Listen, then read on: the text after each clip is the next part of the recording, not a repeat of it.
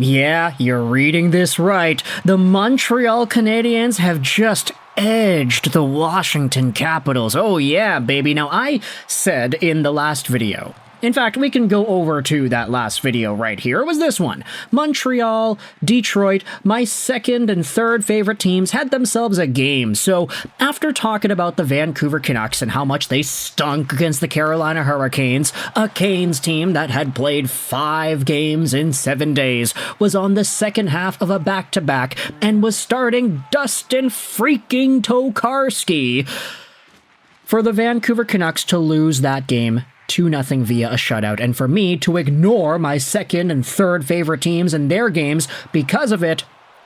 I was like, you know what? I need some solace here, man. I need to get some good vibes going back in the personality. So let's talk about how Habs fans and Wings fans are eating good tonight. In fact, we can start out with the Red Wings because their game actually finished before the Montreal win over Washington. So Detroit, this is their 6th win in a row.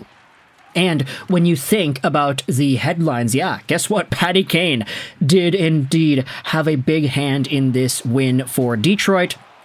Scored a primary assist on Alex DeBrincat's 1-0 goal. Scored a secondary assist on Lucas Raymond's 2-1 power play goal. He had scored a secondary assist as well on Kopp's 3-1 goal, and he's been putting his stamp on this Wings team ever since Todd McLellan stepped in. I feel like this sentiment has started to bring itself up a little bit amongst Red Wings fans because Patrick Kane, earlier in the season when the team wasn't doing all too well and when they were slowing down and not really getting the production, Patrick Kane was like really not good. He didn't look motivated. He didn't look like dangerous at all. He was just kind of floating around there skating. And you know, when Patrick Kane is not producing offense, there really isn't anything else that he's doing. He's not really the best defensive player. He's not necessarily the fastest guy.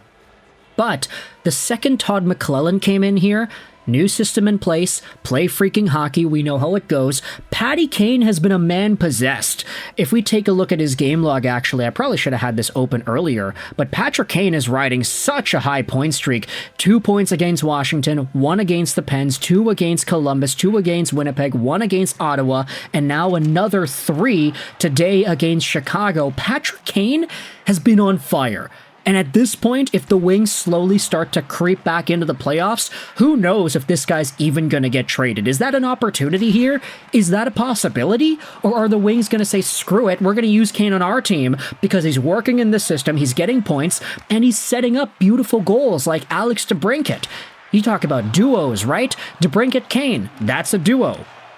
Beautiful pass in the zone there to break open space, and DeBrincat is able to put it in the back of the net. You're going to see a lot of this, the edge goal visualizer here, because I can't show the actual footage, it's copyrighted material, but a beautiful pass there by Patty Kane. Making it 1-1 though, oh my gosh, I gotta say, big shout out over to my guy, Connor Bedard's, man, because I've been complaining all season long about Bedard's lack of point producing because I had him in fantasy, I have him in fantasy, have, current, present tense. But Connor Bedard made an absolutely beautiful cross-ice pass on the far forehand all the way to Donato for the 1T. Beautiful play to get by Mo Seider. Bedard had his head up the whole way, holding the puck in protected ice and just crossed it. Beautiful pass by Bedard. Eventually, though, the Wings regain the lead. All it takes is 41 seconds in the second period for Kane and DeBrincat to set up Lucas Raymond on the man advantage. Patrick Kane out in front, DeBrincat backdoor for Raymond, and that makes it 2-1.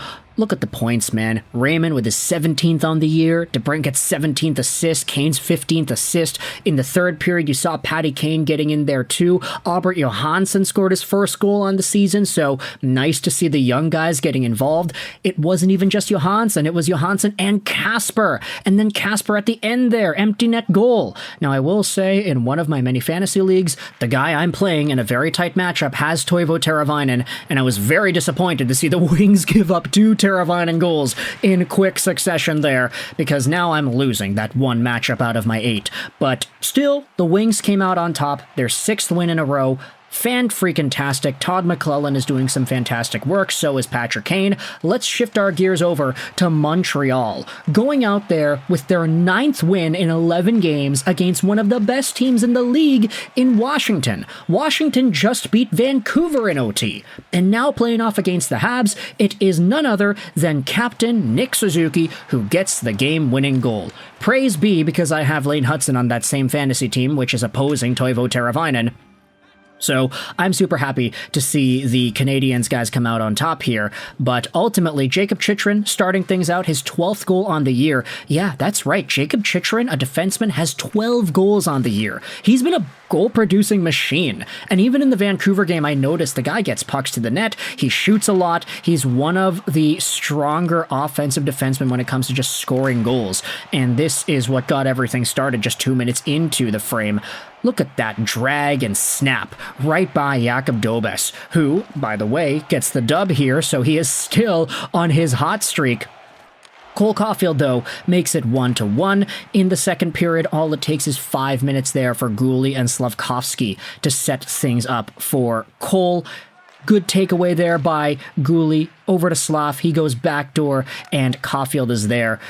Really nice goal to make it 1-1. Josh Anderson on the shorthanded breakaway makes it 2-1. So there you go. Montreal capitalizing on some pretty tight space, and Josh Anderson using his speed to force things for Montreal. Lars Eller then tied things up, made it 2-2. I had to Google, I was like, who the hell is Frank?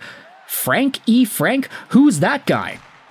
And eventually, upon further review, I ended up seeing that Ethan Frank was a free agent signing out of the Washington Capitals system, who was initially a 5-year Western Michigan University athlete in the NCAA. Undrafted guy out of the USHL and NCAA systems who had spent 2 full seasons in the Hershey Bears organization in the AHL. This year, 28 points, 35 games played. He is 26 years old, so obviously a little bit older, but he finally made his NHL debut. He had his first game here, and he had scored an assist in the contest. So really nice to see a little comeback story there for Ethan Frank.